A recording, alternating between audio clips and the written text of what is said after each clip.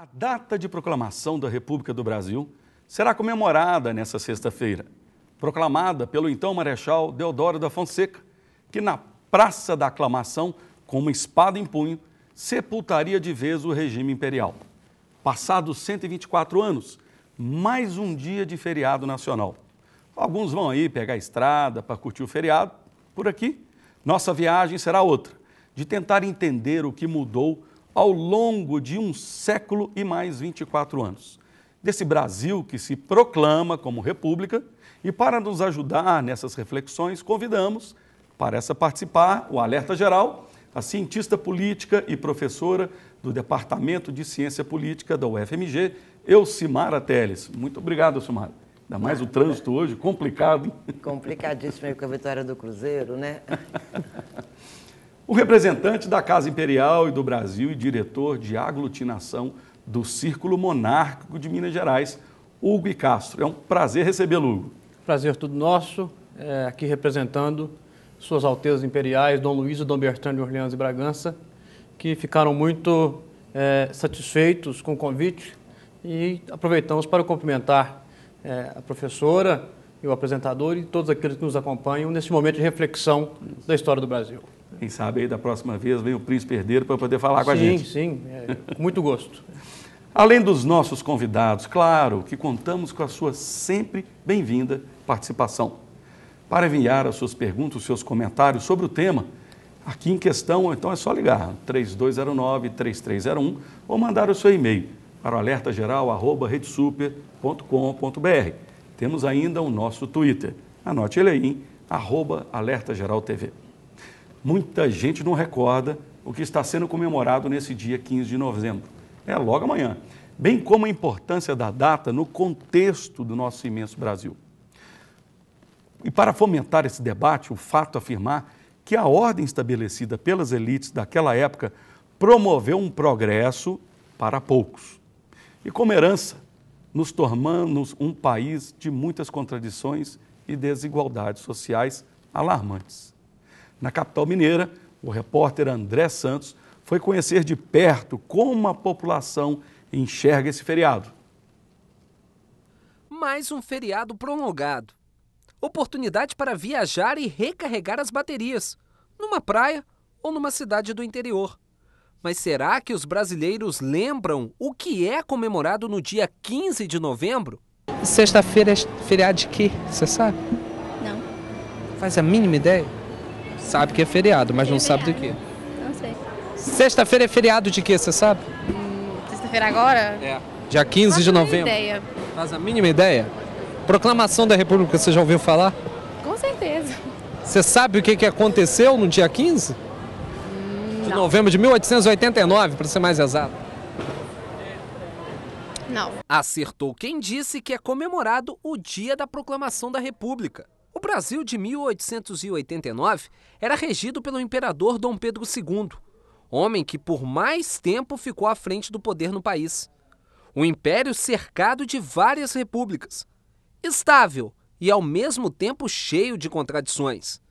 Após a abolição da escravatura, os barões do café retiraram o apoio à família real.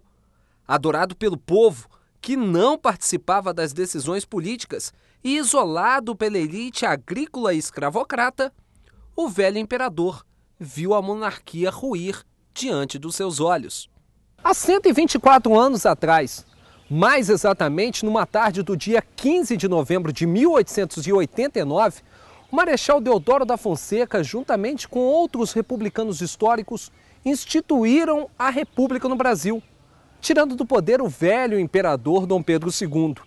De lá para cá, o lema da bandeira permaneceu o mesmo: ordem e progresso. Mas será que essa ordem tem estabelecido algum progresso no Brasil durante todo esse período? Para este cientista político, a República já nasceu sobre o signo da exclusão do povo. Olha, de fato, a República Brasileira, ela nasce apartada, né? Foi um movimento de elites, não foi um movimento popular, né? A população não saiu na rua contra a monarquia, embora a gente tenha tido algumas movimentações isoladas, regionais, de embate, inclusive, político, mas nós não tivemos uma manifestação de rua. Nós tivemos, inclusive, manifestações populares, como Canudos, pela volta da monarquia e não pela república, né? A nova república, imposta pelas elites, acabou produzindo estruturas que não satisfazem os anseios da população. É que essa fundação apartada do Brasil, da nossa república, distorceu a lógica da coisa pública, que é a tradução de res publica, né, de república. Então, veja, o grande problema nosso é isso, é que os funcionários e o Estado brasileiro não se vê como funcionário dos cidadãos. Eles se veem, né, o Estado brasileiro, como um demiurgo, quer dizer, alguém que cria a sociedade, que civiliza, que educa aqueles que são selvagens ainda. E nas ruas, os brasileiros sentem que a República precisa ainda cuidar mais das políticas públicas. Eu acho que falta política séria e o político deixar de pensar que ele faz um favor para a gente mantém o salário dele lá. Acho que tinha que fazer mais uma ação mesmo social, né?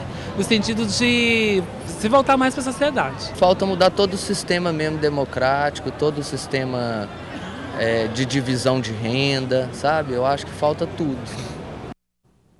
E você? O que você acha que a gente precisa avançar para um Brasil melhor?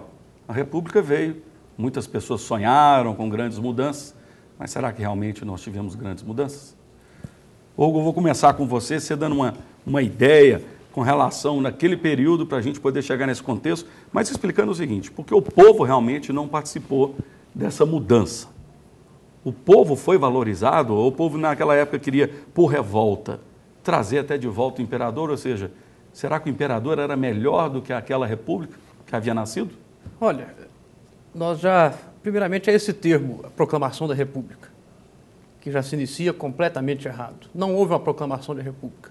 Houve um golpe de Estado, um golpe de minorias, que por motivos escusos de cada um, da elite, os barões do café, como foi dito, setores do exército e até mesmo parte do clero revoltados, com uma certa mágoa daquele período da questão religiosa, da prisão dos 2 bispos, juntaram-se para dar esse golpe contrário ao interesse do povo. Quando você fala essa prisão de 2 bispos, o que foi que aconteceu? A questão religiosa... Esse clima, né? Esse ambiente. Sim, a questão religiosa foi no período do pontificado do Papa Pio IX, que foi um grande Papa da Igreja Católica, e que proibia a união entre a Igreja e a maçonaria. E no Brasil vigorava o padroado, que era o direito do governo, do Estado, indicar bispos.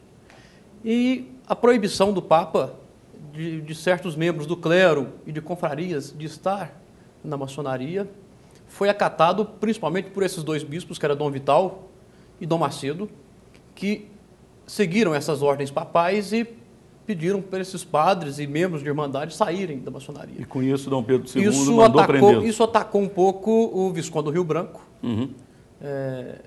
que era grão-mestre de uma loja maçônica, que começou a trabalhar contra esses bispos e criou uma questão completamente...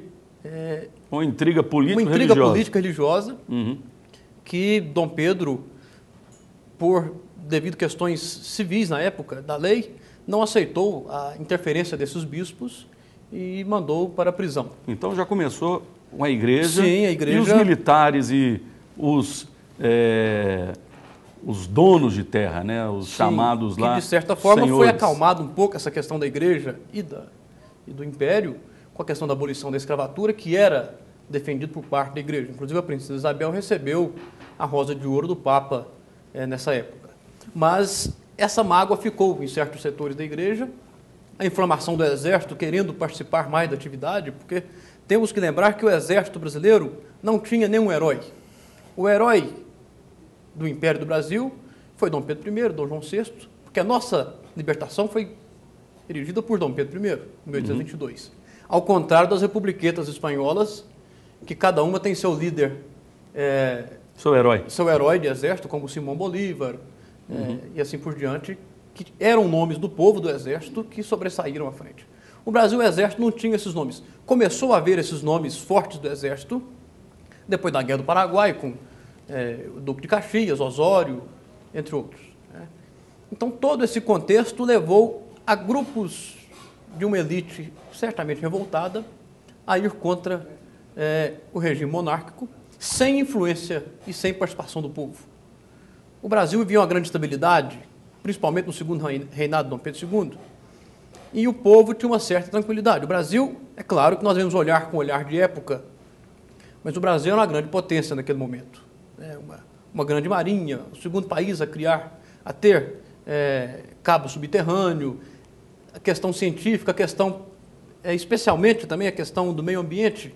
Muitos têm, nos dias atuais, como a preservação e a preocupação do meio ambiente como sendo algo do momento. Uhum. Isso não é verdade, pois devemos lembrar que o primeiro parque, a primeira reserva, primeiramente o Jardim Botânico, criado por Dom João VI em 1808, 9, 10, quando aqui chegou, e depois a Floresta da Tijuca, que foi criada por Dom Pedro II. Fatores, quais são os fatores que realmente esses fatores fizeram mostram, que viesse o desejo de fazer a proclamação? Sim, todos esses fatores mostram essa certa convergência, mas sem a participação do povo. Uhum. Então o Exército, com uma elite revoltada pela abolição da escravatura, afinal de contas, você do nada perde 800 e 1.800 mas mil escravos. Já havia algumas leis, o sexagenário, a lei do ventre livre, ou seja, em pouco tempo, gradativamente, a sociedade já sabia que a escravatura ia acabar. Ia acabar. Mas o estupim foi em 1888. Uhum. Então, do nada, você tinha lá 15, 20 escravos, que era uma mão gratuita, mão de obra gratuita, e perde tudo isso.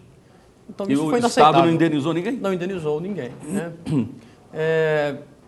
Inclusive, tinha projetos até de fazer uma certa reforma agrária para doar terras a esses escravos, que foi abortado em 89. Então, nós vamos comentar de novo, quero voltar nesse ponto aí, que nós vamos entender um pouco dessa revolta, dessa elite que teve, porque já queria o Dom Pedro, queria algumas mudanças sociais no Brasil, e a elite não quis deixar. Nós vamos voltar nesse ponto aqui. Professora, me conta o seguinte, desse tempo de lá para cá, você acredita que nós tivemos avanços realmente